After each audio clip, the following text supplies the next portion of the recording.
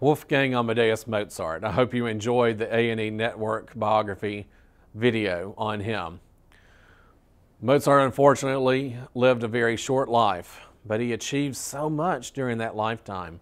More than 600 compositions. It's just an amazing output for a man so young. Mozart's final year is 1791, and a lot of things were going on in Mozart's life in 1791. I wanted to take a look at what basically is Mozart's final big completed composition.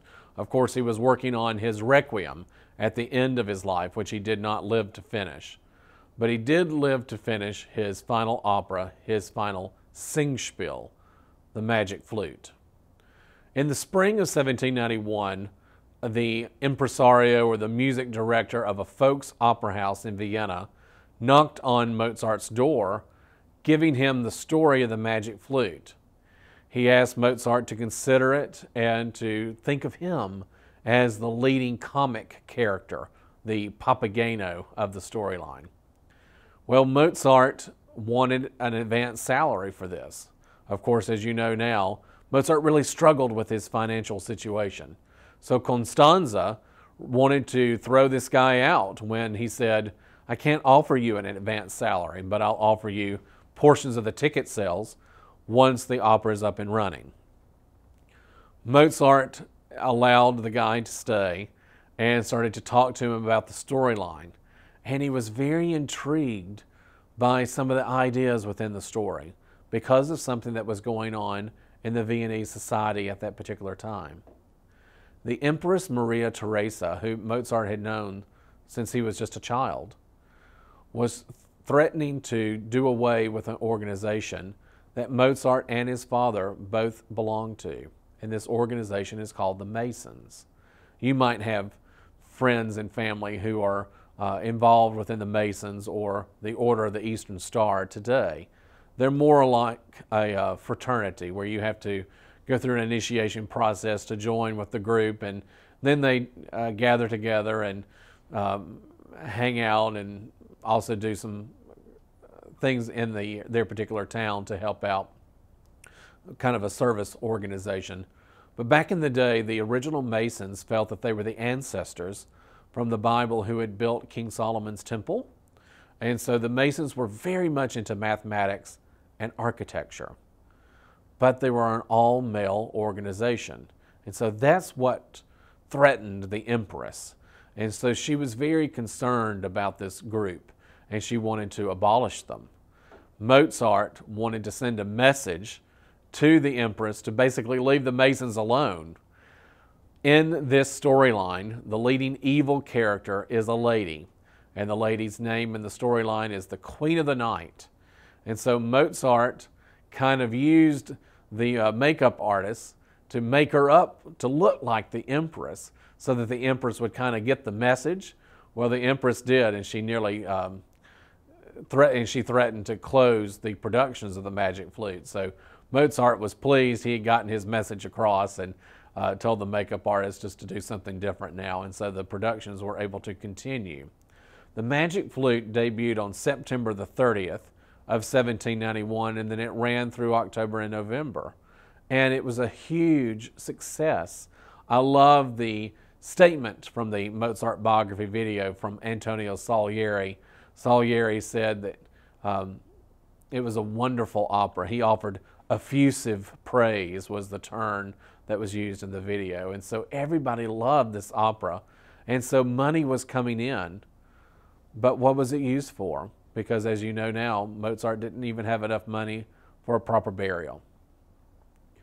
But let's talk a little bit more about the Magic Flute. It is a Singspiel. A Singspiel is the German language comic opera, and the American musical theater owes a lot of debt to the Singspiel because they're built in the same manner. They're called a number opera, where all of the different musical segments are given their own number, and then in between the musical numbers there's spoken dialogue. So there's a separation between the acting and the singing.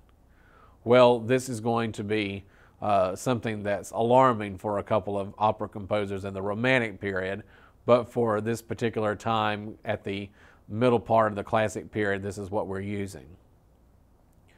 Mozart, being a member of the Masons, decided that he wanted to put this composition together like an architectural structure or a building. And so he decided that he wanted to have 21 musical numbers. 21 is 3 times 7. 3 and 7 were the two numbers that the Masons thought were the most perfect. So 21 musical numbers in all for the Magic Flute. And then Mozart selects the number 3. Listening to the binary form overture, each section of the overture, it begins with a very ritualistic sounding of 3 chords. So 3 is announced first within the music. And then as we move through, there are the 3 ladies, the 3 genii, the 3 temples, the 3 trials, and 3 major colors that are associated with the good people, 3 major colors that are associated with the evil group. And so 3 is rampant throughout the Magic Flute. What your responsibility is to read a synopsis or a summary of the Magic Flute. I have given you a couple of different links from which you may choose to read a version of the synopsis, but I want you to listen to certain numbers. I want you to listen to the 5th number, the quintet. One of the characters' mouth is padlocked, and so since his mouth is padlocked, all he can do is hum, and he has the first music. Later on, I want you to listen to Sarastro's aria, the prayer to the gods of Isis and Osiris. This opera is taking place in legendary Egyptian times. The German pronunciation will be Isis und Osiris. And then I also want you to listen to the 2nd act, Queen of the Night Revenge aria. So these are the 3 segments that I would like for you to hear. The Magic Flute is basically a battle between good and evil. It's a power struggle where the Queen of the Night is after power. And she deceives the leading hero, Tamino, deceives him, tricks him into helping her out with her scheme. And Tamino is assisted by the Robin in the storyline, the Papageno. Papageno is the comic relief, the half man, half bird, who is after 2 things, wine and women. So Papageno and Tamino begin their journey. They find the 3 temples where Sarastro, the high priest, lives. Sarastro is the good character in the storyline. And so Sarastro tells Tamino that he has been waiting his arrival. And the gods have destined him to be the next high priest. And the gods have also destined him to marry Pamina.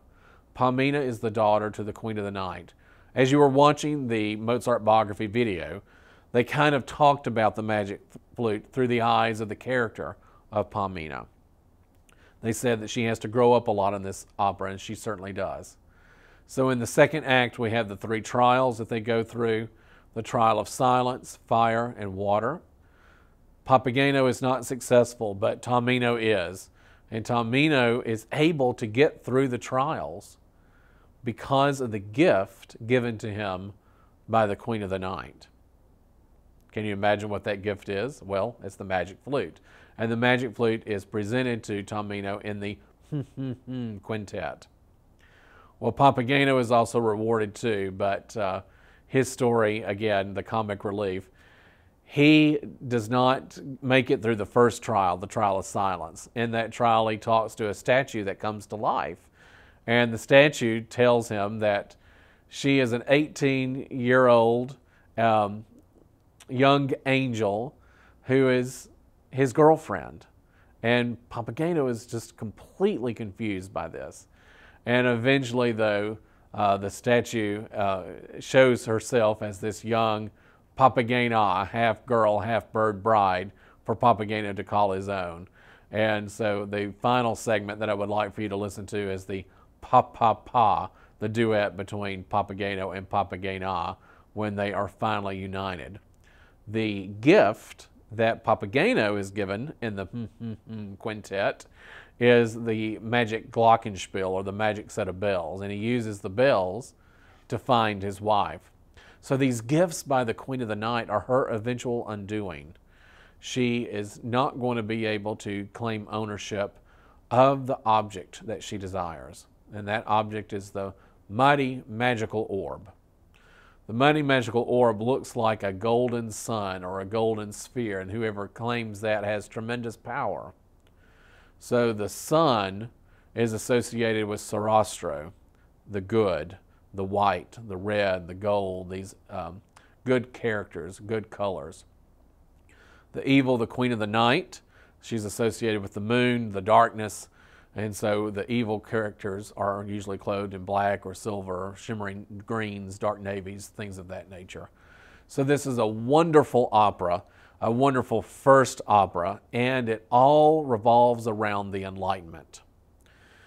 Opera was severely changed in the classic period, and Mozart, having written 20-plus operas, arriving at his final opera now, knows exactly what he has to do with an Enlightenment classic era opera.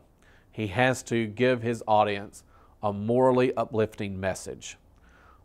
The final reason that I want you to listen to the quintet is that there's a moment when the characters break their character. They line up and they act as a Greek chorus, and they tell us specifically what Mozart wants us to learn. To turn away from lying and turn to love and brotherhood, which are themes of the Masons and themes of the Enlightenment. I hope you enjoy reading about the Magic Flute, and please listen to all of these different excerpts. You'll find the list of excerpts on your listening list.